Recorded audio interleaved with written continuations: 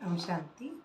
आज 9 मई 2025 मीठे बाबा की साकार वाणी। आज मीठे मीठे बाबा कहते, मीठे बच्चे, हाँ जी बाबा, तुम्हें नशा रहना चाहिए कि जिस शिव की पूजा सभी करते हैं वह अभी हमारा बाप बना है।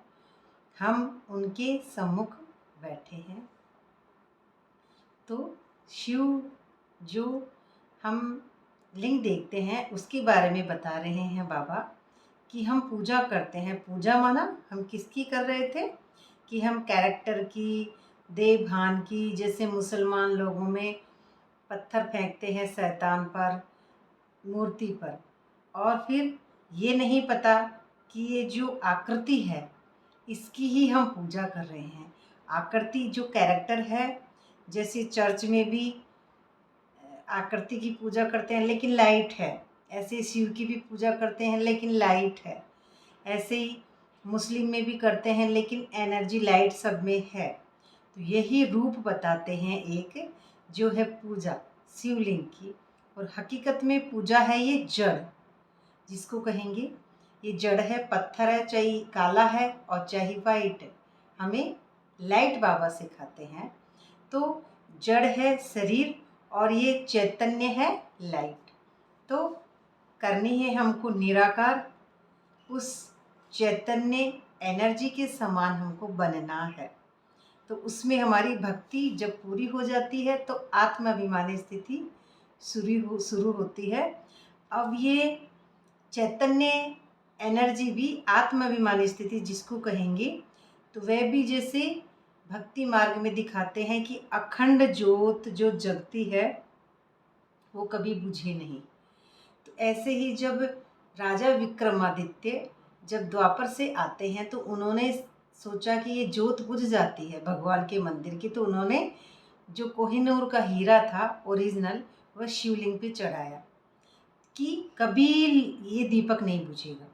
लेकिन हकीकत में जो हमारा जो दीपक है सोल कॉन्शियस स्थिति का डायमंड, वो डायमंड हकीकत में हमारे ही पास है आत्माभिमानी स्थिति में।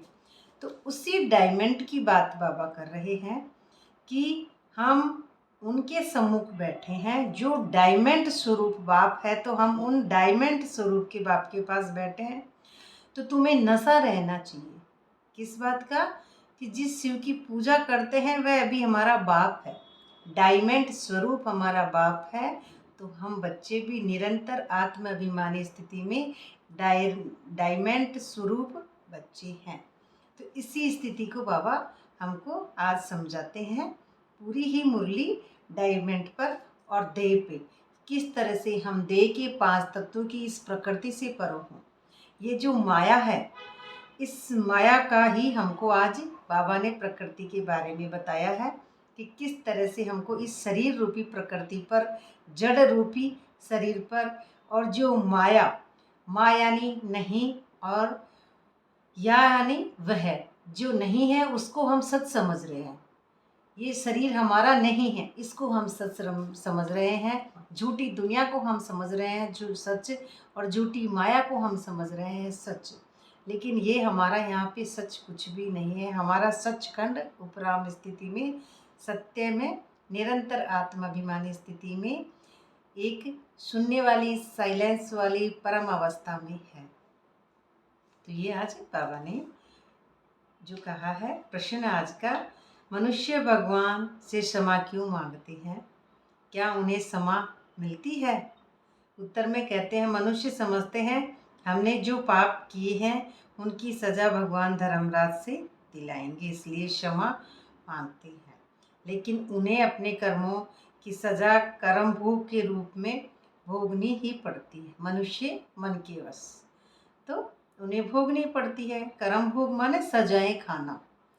तो भगवान उन्हें कोई दवाई नहीं देता है, गर्भ जेल में ही सजाएं भोगनी है। साक्षात्कार होता है कि तुमने यह किया है, ईश्वरी डायरेक्शन पर नहीं चले तो इसलिए यह सजा है। अब कैरेक्टर के भान में जो मुरली पढ़ा रहे हैं उनकी अवस्था अलग है, लेकिन आत्माभिमानी स्थिति से हम समझते हैं कि मनुष्य समझते हैं, जो मन के वश है वह समझते हैं कि पाप कर्म और ये सजा भगवान धर्मराज ये परमात्मा देते हैं।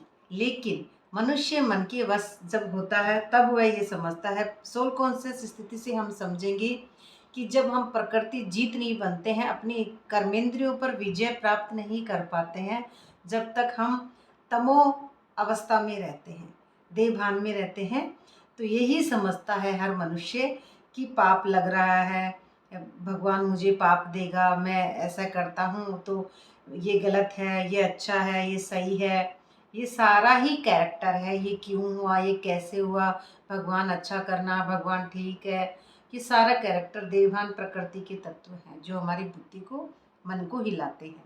तो इसमें धर्मराज हकीकत में हमारी अंदर की जो पार्ट है, जो बॉडी के भान में हम रहते हैं, तो बॉडी के भान में हम रहते हैं तो ये समझते हैं कि हमारा जो अंदर का संकल्प अभी तमो रजो में रहता है, तभी तक अंदर का युद्ध चलता रहता है, ये नेगेटिविटी का और पॉजिटिविटी का भी। अच्छा हुआ तो ठीक है, भगवान ने अच्छा किया, मैंने उस दिन ऐसा सोचा था इसलिए अच्छा हुआ, ये चढ़ाया इसलिए अच्छा हुआ, तो इसलिए या उसलिए, किंतु परंतु ये जड़ बातों में ही अपनी बुद्धि गंवा देना, ये झूठी दुनिया, झूठी काया, झूठी माया में अपना समय वेस्ट करना, तो ये हो गई धर्मराज की सजा खाना।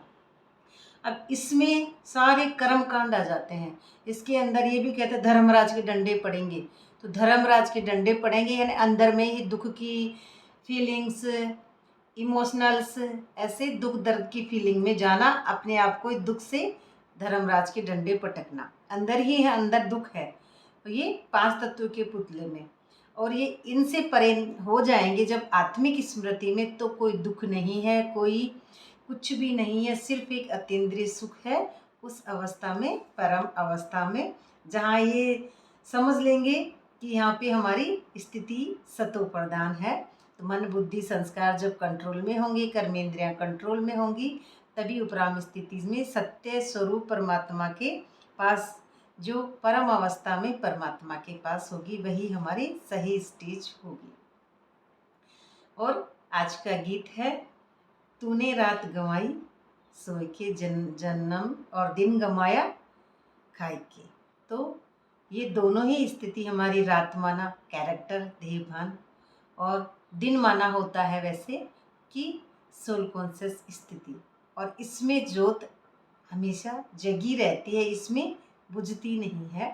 तो ये ऐसे ही जब कैरेक्टर में भान में थे तो गंवाते थे, माना कर्म करते थे, लेकिन आत्माभिमानी स्थिति में टिक के नहीं करते थे सब, लेकिन किसको समझते थे, प्रकृति को, जड़ को ही, अपने शरीर को कैरेक्टर के लिए ही पालना पोसना, ये पूरे दिन भर करते रहते थे, और अपने लौकिक जो ममत्व है काया से माया से, उसी को पकड़े रहते थे। और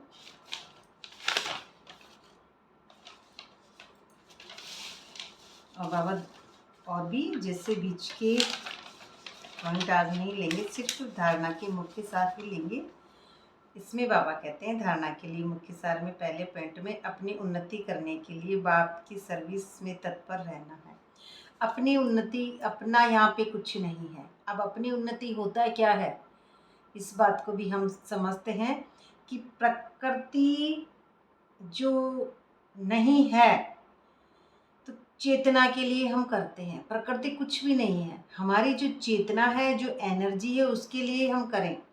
ये हो गई हमारी सर्विस कि हम चैतन्य एनर्जी हैं, मैं कुछ नहीं, मैं हूँ नहीं। तो इसको पहले तो अपने अंदर के कैरेक्टर के भान को, ममत्व को, देह भान को छोड़ना है, वही होगी हमारी सच्ची सेवा। इस पे तत्पर रहना है। सिर्फ खाना पीना सोना ये पद गंवाना है ना, खाना पीना सोना, वैसे खाना पीना सोना बाबा ये कह रहे हैं। तो जैसे आत्मिक स्मृति में भी खाना पीना सोना होता है, लेकिन कैरेक्टर के भान में खा लिया पी लिया सो लिया, बाबा को याद ही नहीं किया। जो बाबा चाह रहे हैं हमसे सर्विस करवाना, उस सर्विस में हम नहीं पहुंच रहे हैं, तो हम हमारा पद गंवा रहे हैं। यहाँ पे राजा बनने के लिए हम बच्चे पढ़ रहे हैं, और हम देह भान में प्रजा या जो भी हैं दास दासी हैं, क्योंकि प्रकृति के दासी हैं हम। तो अब प्रकृति माना हमारा 5 तत्वों का पुतला, तो अभी इसके दासी हैं हम, कर्मेंद्रियों के दासी हैं, तो हम उस आत्माभिमानी स्थिति में नहीं टिकेंगे। तब हम खाना पीना समय गंवाना इसी में लगे रहते हैं। दूसरे पॉइंट में बाबा कहते हैं बाप का और पढ़ाई का रिगार्ड रखना है। बाबा का रिगार्ड रखना है, पढ़ाई का रिगार्ड रखना है, देही अभिमानी बनने का पूरा पूरा पुरुषार्थ करना है। बाप की शिक्षाओं को धारण कर सपूत बच्चा बनना है। बाबा कहते हैं जो आत्माभिमानी स्थिति में स्थित होते हैं बच्चे, वे सपूत बाप के सपूत बच्चे होते हैं। वरदान में बाबा कहते हैं सेवा करते उपराम स्थिति में रहने वाले योग युक्त युक्ति युक्त सेवाधारी भव। अब ये बात भी है, सेवा करते उपराम स्थिति में रहने वाले योग युक्त युक्ति युक्त सेवाधारी भव।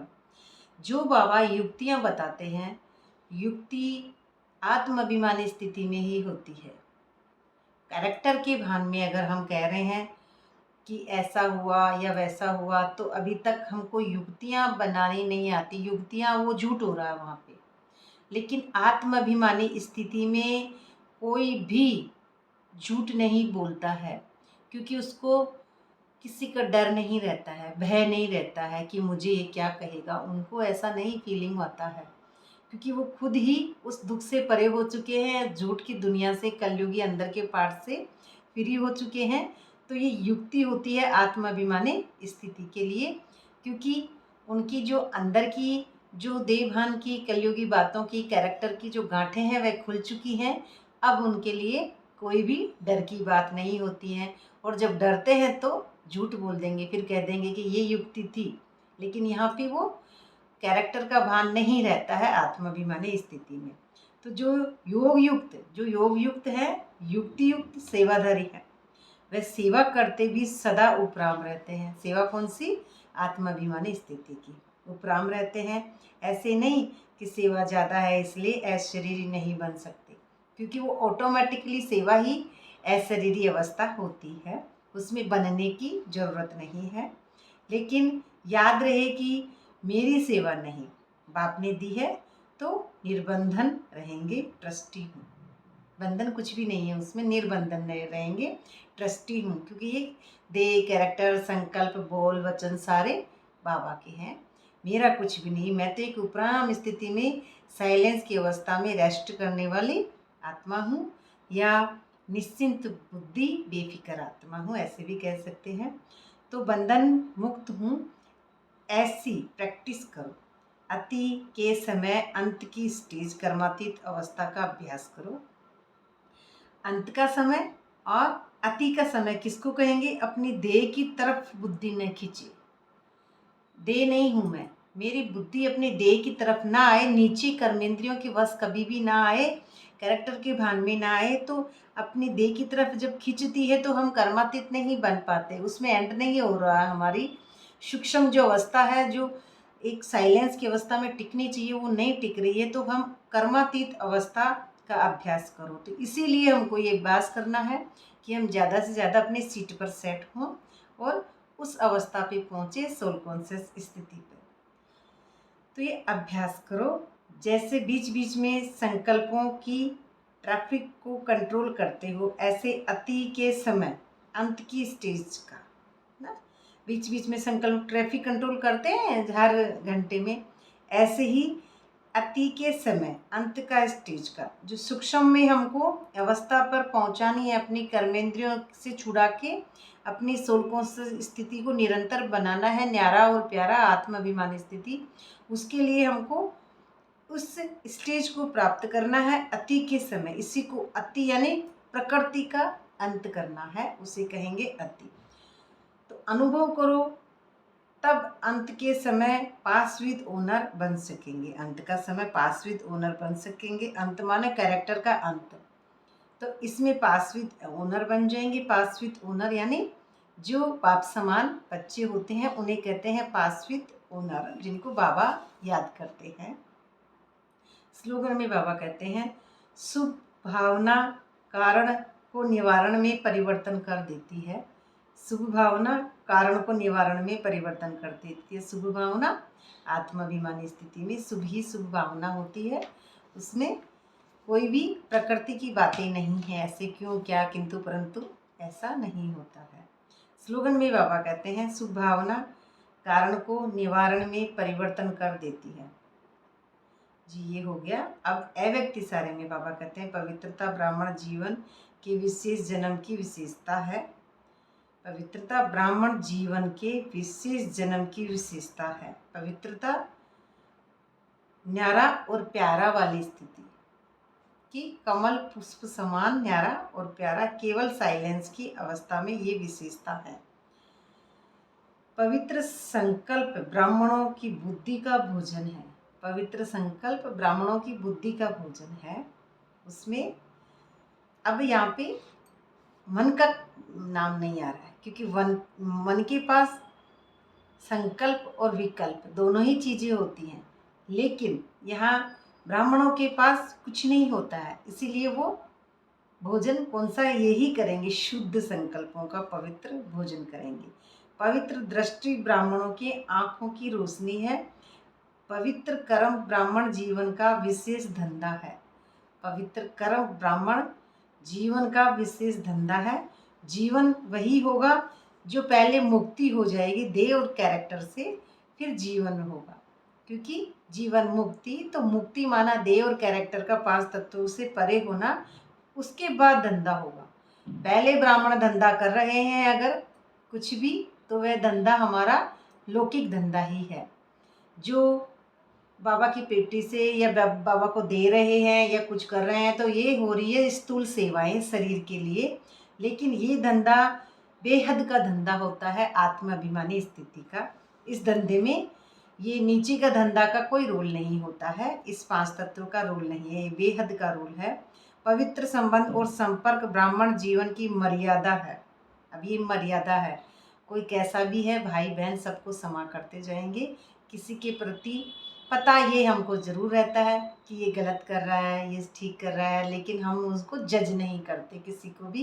बाप समान जब अवस्था होती है, किसी को भी जज करने का ज़रूरत ही नहीं रहता है, क्योंकि जब मैं ही नहीं हूँ, मेरा ही नहीं है, मैं खुद ही नहीं हूँ, तो फिर किसके लिए जज करना। सब बाबा के हैं, सब बाबा के जैसे ही लगेंगे। सबकी एक निरंतर आत्माभिमानी स्थिति है, तो जो आत्मा की खुद की आत्माभिमानी स्थिति है वह कभी किसी का कैरेक्टर एक दूसरे का तुलना नहीं करेगी। क्यों? क्योंकि खुद का नहीं बसता है, तो फिर दो की तुलना भी नहीं होती है उस अवस्था में। तो यही कहते हैं, तो ये ऐसी आँखों की रोशनी है जो ये मर्यादा में रहती है, क्योंकि जो 5 तत्वों का पुतला है उसमें ऐसी रोशनी नहीं है। जो छठी इंद्री है, जो दिव्य दृष्टि है, उसी में ऐसी रोशनी होती है। तो दिव्य दृष्टि जो होती है आत्माभिमानी स्थिति की, वही एक नई उपाधि मिलती है बाबा को याद करने से, उसे कहेंगे आँखों की रोशनी, माने मर्यादा की तीसरे नेत्र की। तो पवित्र कर्म ब्राह्मण जीवन का विशेष धंधा है। पवित्र संबंध और संपर्क ब्राह्मण जीवन की मर्यादा है।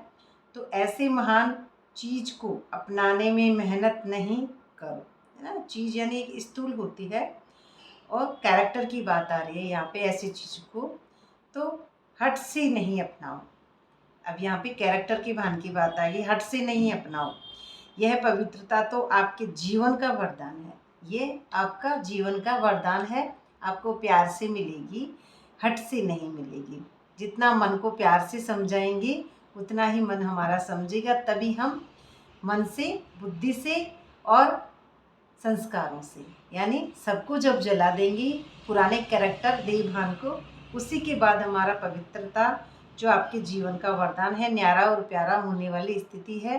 न्यारा और प्यारा होने के बाद में ही हम उनको समान दृष्टि से देख पाते हैं। कोई भाई बहन कैसा भी है, सब बाबा के हैं, सभी आत्माभिमानी स्थिति में ही हम उनको देखेंगे। उनकी आंतरिक अवस्था है, जो सूक्ष्म अवस्था है, उसी में देखेंगे, न कि किसी भी कैरेक्टर के भान से किसी भी कैरेक्टर की तुलना या जज करेंगे। तो ये थी आज की बाबा की साकार मुरली। ओम शांति।